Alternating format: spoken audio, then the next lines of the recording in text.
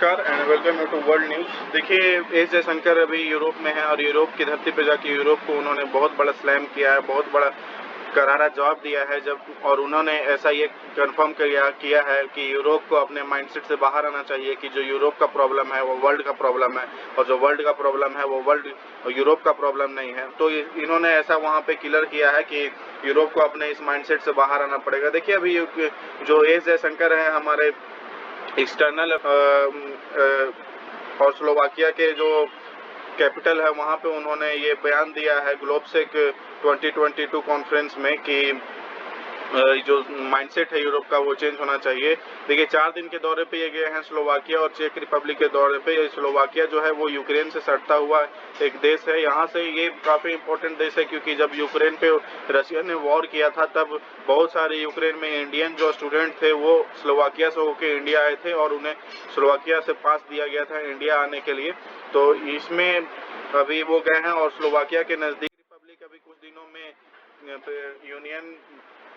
European union का president बनने वाला है। तो हमारे फ्री ट्रेड एग्रीमेंट को कंफर्म करने के लिए चेक रिपब्लिक काफ़ी स्ट्रेटजिक पॉइंट बन जाता है और चेक रिपब्लिक के साथ दोस्ती बढ़ाने के लिए इंटरनेशनल रिलेशन के लिए काफ़ी इंडिया को अभी बातचीत करना पड़ रहा है, और इसीलिए यहाँ का दौरा एस जयशंकर ने किया है। और इसमें स्लोवाकिया में जो इन्होंने ये सारी बयानात दी है तो उसके बारे में हम लोग आज इस न्यूज़ में देखने वाले हैं। देखिए, हुआ क्या है ना कि जो एस जयशंकर है उन्होंने ये पूरा खुल के बोला है कि यूरोप का जो प्रॉब्लम है वो वर्ल्ड का प्रॉब्लम नहीं है, और ऐसा यूरोप समझना छोड़ दे कि जो यूरोप का प्रॉब्लम है वो वर्ल्ड का प्रॉब्लम है। क्योंकि देखिए, यूरोप क्या करता है कि यूरोप जब भी कुछ यूरोप में नहीं होता है जो घटना उसके बारे में यूरोप कुछ नहीं बोलता है। जैसे कि एशिया में चाइना, अफगानिस्तान, पाकिस्तान के मुद्दे पे यूरोप कभी कुछ नहीं बोलता है कि अफगानिस्तान में ऐसा क्यों हो रहा है, चाइना इंडिया के साथ ऐसा क्यों कर रहा है, चाइना देशों के साथ ऐसा क्यों कर रहा है, चाइना बहुत सारे देशों को डेब्ट के जाल में फंसाते जा रहा है, लेकिन उस पर कुछ बोलता नहीं है यूरोप। और यूरोप ऐसा एज्यूम करता है कि इंडिया यूक्रेन और रशिया के मामले पे बोले। चूंकि एस जयशंकर ने ये क्लियर किया है कि इंडिया कभी भी चुप नहीं था। इंडिया के जो पीएम है उन्होंने ये क्लियर किया है कि जो वॉर है वो इमीडिएट रुकना चाहिए, और वहाँ पे ह्यूमैनिटेरियन एड यूक्रेन में बहुत सारे इंडिया ने किए हैं, वहाँ पे हॉस्पिटलिटी का व्यवस्था किया है वहाँ पे, और बहुत सारे मेडिसिन भेजे हैं यूक्रेन में, वहाँ पे जो यूक्रेनियन सोल्जर मर रहे हैं उनके देखभाल के लिए। तो Europe has to grow out of the mindset that Europe's problems are the world's problems, but the world's problems are not Europe's problems. That if it is you, it's yours. If it is me, it's ours. India ने ऐसा अपना stance clear किया है Ukraine में। S Jaishankar ने confirm किया है कि जो यूरोप है उसको अपना इस माइंडसेट से बाहर आना पड़ेगा, और ये चीज़ रिफ्लेक्ट होता है कि यूरोप सोचता है कि जो उसका प्रॉब्लम है वो पूरे वर्ल्ड का प्रॉब्लम है, और इस पे एस जयशंकर ने काफ़ी अच्छा जवाब दिया है। देखिए, एस जयशंकर ने और भी एक चीज़ बोला है कि जो उन्होंने ये बोला है कि यूक्रेन और रशिया का जो वॉर है उसे इंडिया और चाइना फेस ऑफ से जोड़कर देखा जा रहा है, जो कि ये सही नहीं है। क्योंकि जब यूक्रेन और रशिया के बीच में कोई कॉन्फ्लिक्ट नहीं था, मतलब जब वॉर स्टार्ट नहीं हुआ था उससे पहले ही इंडिया और चाइना का फेस ऑफ हो चुका था। और इंडिया और चाइना का जो 1962 में वॉर हुआ था तब तो यूक्रेन जन्म भी नहीं लिया था, यूक्रेन बना भी नहीं था, वो यूक्रेन रशिया में ही था उस टाइम, और इसके बाद वो यूक्रेन बना है। तो उसे इंडिया और चाइना वॉर से जोड़ के नहीं देखना चाहिए। देखिए, आपको याद होगा कि रायसीना डायलॉग में यूरोपियन कमीशन के प्रेसिडेंट आई थी यहाँ पे, उनका नाम था वॉन डेर लेyen। उन्होंने ये इनडायरेक्टली इंडिया को वार्न किया था कि रशिया और चाइना के बीच में जो टाइज गहराती जा रही है, उन लोगों की दोस्ती गहराती जा रही है, इससे इंडिया को काफ़ी नुकसान हो सकता है।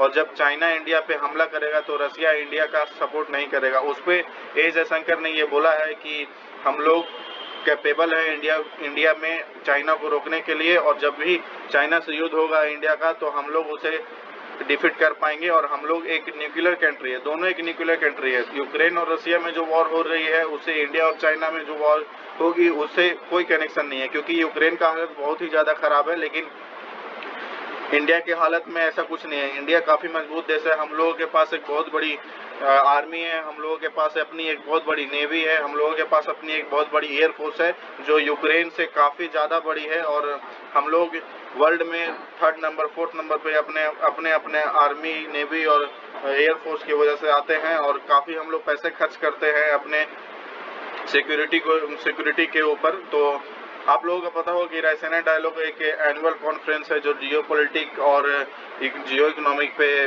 होती है, जो जिसे ministry of external affairs observer research foundation के कोलैबोरेशन में करता है। तो इसमें जो यूरोपियन कमीशन के प्रेसिडेंट हैं उन्होंने इंडिया को वार्न किया था, इस पे भी एस जयशंकर ने बहुत ही अच्छी रिप्लाई की है।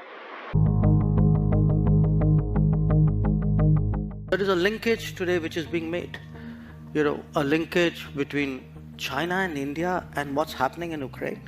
So come on guys, I mean, China and India happened way before anything happened in Ukraine. We have a difficult relationship with China. We're perfectly capable of managing it. It's, if I get global understanding and support, obviously it is of help to me. But this idea that I do a transaction, that I come in one conflict because it will help me in conflict too, that's not how the world works. So a lot of our problems in China have nothing to do with Ukraine.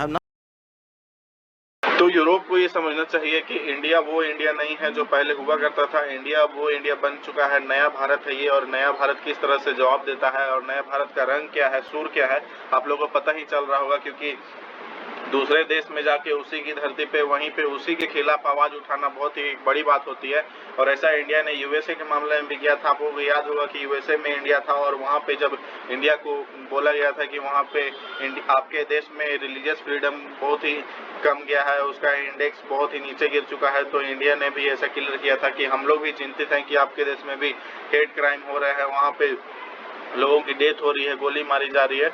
ऐसा India पहले भी clear कर चुका है, और India को ये आरोप लगा है कि जो इंडिया का जो फॉरेन पॉलिसी है वो सिटिंग ऑन फेंस है। तो इंडिया ने ऐसा बोला है कि हम लोगों की स्थिति सिटिंग ऑन फेंस की नहीं है। अगर हम लोग आपके किसी बात से इत्तेफाक नहीं रखते हैं, अगर आपकी किसी बात को हम लोग सच साबित नहीं करते हैं, तो वो हमारा अपना ग्राउंड है और हम लोग सिटिंग ऑन ग्राउंड है, ऐसा एस जयशंकर ने बोला है। क्योंकि अगर जैसे कि एग्जांपल मैं लेता हूं कि अगर मुझे आपकी कोई बात पसंद नहीं आई और मैं उसे स्वीकार नहीं करता हूं, तो ऐसा नहीं है कि मैं सिटिंग ऑन फेंस हूं। मुझे अपने बातों को रखना आता है, और मैं अपनी बातों को लेकर अपने ग्राउंड पे रहूंगा, और मुझे जो सही लगेगा ऐसा करूंगा। ऐसा इन्होंने एस जयशंकर ने ये क्लियर किया है। उन्हें पूछा गया कि जो इंडिया है वो रसिया से तेल खरीद रहा है, तो क्या ये एक ऑफ द वार नहीं है, तो फंडिंग किया जा रहा है वॉर में, ऐसा समझना नहीं चाहिए हम लोगों को। तो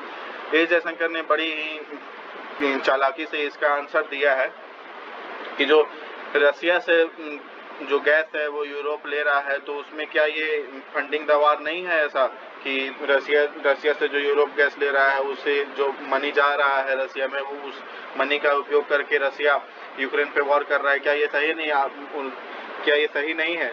एस जयशंकर ने क्लियर किया है कि ऐसा क्यों होता है कि जो इंडियन मनी ऑयल खरीद रही है उसे ही देखा जा रहा है, और जो रशियन गैस खरीद रही है यूरोपियन कंट्री उसे क्यों नहीं देखा जा रहा। और जैसा कि आप लोगों को पता होगा कि वहाँ पे और भी देश हैं जो पाइपलाइन बना चुके हैं, गैस पाइपलाइन, उन्हें छूट दी जा रही है कि वो अभी कुछ दिन तक गैस ले सकते हैं रसिया से। तो ऐसा इंडिया के मामले में ये यूरोपियन जो लोग हैं वो सोचते हैं, जिसे एस जयशंकर ने काफ़ी अच्छे से क्लियर किया है, और उन्हें बताया है कि जो इंडिया ऑयल खरीद रहा है वो फंडिंग ऑफ द वार नहीं है, और जो यूरोपियन खरीद रहा है वो भी फंडिंग ऑफ द वार नहीं है। अपनी जो लोगों की ज़रूरतें हैं उसे पूरा करने के लिए लोग वहाँ से ट्रेड कर रहे हैं। और इंडिया ने ये क्लियर किया है कि जब हम लोग अपने बिजनेसमैन हैं उन्हें बोलते हैं ऑयल आप परचेज कीजिए, तो उन्हें ये नहीं बोलते हैं कि आप रशियन ऑयल परचेज कीजिए। मैं उन्हें बोलता हूं कि वो ऑयल परचेज कीजिए, और वो जो मार्केट में सबसे बेस्ट ऑयल होती है कम दामों पे, जो हम लोगों की ज़रूरत है उसे खरीदती है। हम लोग ये नहीं कभी बोलते हैं, किसी को फोर्स नहीं करते हैं कि आप रशियन ऑयल ही खरीदिए, ऐसा इन्होंने ये क्लियर किया है इसमें। आगे जब पूछा गया उनसे सवाल कि आप किसके तरफ किस गुट में आप शामिल होना चाहेंगे, रसिया के, यूएस के या चाइना के, तो इंडिया ने ये अपना सस्टांस क्लियर किया है कि इंडिया को कोई ज़रूरत नहीं है किसी ग्रुप में शामिल होने के लिए। ना वो यूएस के ग्रुप में शामिल होना चाहता है, ना वो चाइना के ग्रुप में शामिल होना चाहता है, ना वो यूरोप के ग्रुप में शामिल होना चाहता है। इंडिया एक 5th लार्जेस्ट पॉपुलेशन वाली कंट्री है, हमारी अपनी इकोनॉमी है, हमारी अपनी इकोनॉमी 5th 6th पोजीशन पे आती है, हमारी अपनी एयर फोर्स है, हमारी अपनी मिलिट्री है और हम सारे चीज़ में कैपेबल है। तो उन्होंने ये यूरोपियन देशों को इसमें स्लैम किया है, ये कहा कि हम अपनी गुट बनाएंगे, हमें किसी गुट में जाने की ज़रूरत नहीं है, ऐसा इन्होंने ये कंफर्म किया है। तो ये था आज का न्यूज़। कमेंट करके आप लोग बताइए कि आपको आज का न्यूज़ कैसा लगा। धन्यवाद।